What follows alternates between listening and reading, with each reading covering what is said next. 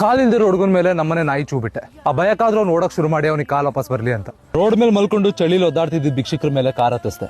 ಹಂಗಾದ್ರೂ ಅವ್ರು hospital bed ಮೇಲೆ ನೆಮ್ಮದಿಯಾಗಿ ಮಲ್ಕೊಂಡ್ಲಿ ಅಂತ.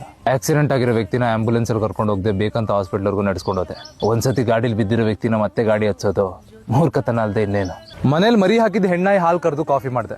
ನಂದಿನಿ ಹಾಲಿಗೆ ಯಾರು 28 ರೂಪಾಯಿ ಕೊಡ್ತಾರೆ? ನೀವು ನೋಡಿ. ಬೇಕಂತ ಪೊಲೀಸ್ನವ್ರ ಹತ್ರ ಹೋಗಿ ನಿಮ್ ಕೈಲಿ ನಾನು ಏನಾದ್ರು ಮಾಡ್ಕೊಳಕ್ಕಾಗುತ್ತಾ ಅಂತ ಕೇಳಿದೆ. ಹಂಗಾದ್ರೂ ಅವ್ರ ಹತ್ರ ಇರೋ ಹಳೆ ಲಾಟಿಗಳು ಪುಡಿ ಆಗ್ಲಿ ಅಂತ. ಮನೇಲಿರೋ ಎಲ್ಲ ಚಿನ್ನನೂ ನಾನೇ ಕದ್ದು ಮಾರ್ಬಿಟ್ಟೆ. ಹಂಗಾದ್ರೂ ಅಕ್ಕನ ಮದುವೆ ಟೈಮಲ್ಲಿ ಅಪ್ಪ ಅದನ್ನ ಅಡ್ಡಾಡ್ತಿರ್ಲಿ ಅಂತ. ಪ್ರತಿ ಸತಿ ಬೀಗ ಆಗದೆ ಹಂಗೆ ಆಚೆ ಹೋಗ್ತೀನಿ. ಕಳ್ಳರು ಬಂದು ನಮ್ಮನೆ ಬೀಗ ಹೊಡಿದೇ ಇರ್ಲಿ ಅಂತ. ಕಾಲೇಜಲ್ಲಿ ಇರ್ಬೇಕಾದ್ರೆ ಪ್ರಿನ್ಸಿಪಾಲ್ಗೆ ಹಿಂದ್ಗಡೆಯಿಂದ ಹೋಗಿ ಬೋಳಿ ಮಗನೇ ಅಂದೆ.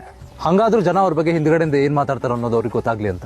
ಮಲ್ಕೊಂಡಿರ್ಬೇಕಾದ್ರೆ ನನ್ನ ಹೆಂಡತಿ ತಲೆನೇ ಹೊಡೆದಾಕ್ದೆ. ಹಂಗಾದ್ರೂ ನನಗೆ ಮೋಸ ಮಾಡೋ ಯೋಚನೆ ಅವಳ ತಲೆಯಲ್ಲಿ ಬರ್ದೇ ಇರ್ಲಿ ಅಂತ. 2 ಟೈರ್ ಇದ್ರು ಒಂದೇ ಟೈರ್ ಅಲ್ಲಿ ಗಾಡಿ ಓಡಿಸ್ತೀನಿ. ಹಂಗಾದ್ರೂ ಬೆಂಗಳೂರು ಸಿಟಿ ಪೊಲೀಸ್ನವ್ರು ಇನ್ಸ್ಟಾಗ್ರಾಮ್ ಪೇಜಿಗೆ ಕಂಟೆಂಟ್ ಸಿಕ್ಲಿ ಅಂತ. ಬೇಕಂತ ರೈಲ್ವೆ ಹಳಿ ಮೇಲೆ ಕಲ್ ತಂದಿಡ್ತೀನಿ. ಹಾಗಾದ್ರೂ ಹಳೆ ಟ್ರೈನ್ಗಳು ಹೋಗಿ ನಮ್ಮ ದೇಶಕ್ಕೆ ಬುಲೆಟ್ ಟ್ರೈನ್ ಬರ್ಲಿ ಅಂತ. ಸಾಲ ಮಾಡಿ IPL ಅಲ್ಲಿ ಬೆಟ್ಟಿಂಗ್ ಆಡ್ತೀನಿ. ಹಂಗಾದ್ರೂ ನಮ್ಮ ದೇಶದಲ್ಲಿ ಸ್ಪೋರ್ಟ್ಸಿಗೆ ಪ್ರೋತ್ಸಾಹ ಸಿಕ್ಲಿ ಅಂತ. माई भाई को देखिए कितना एनर्जी आता है देखने से.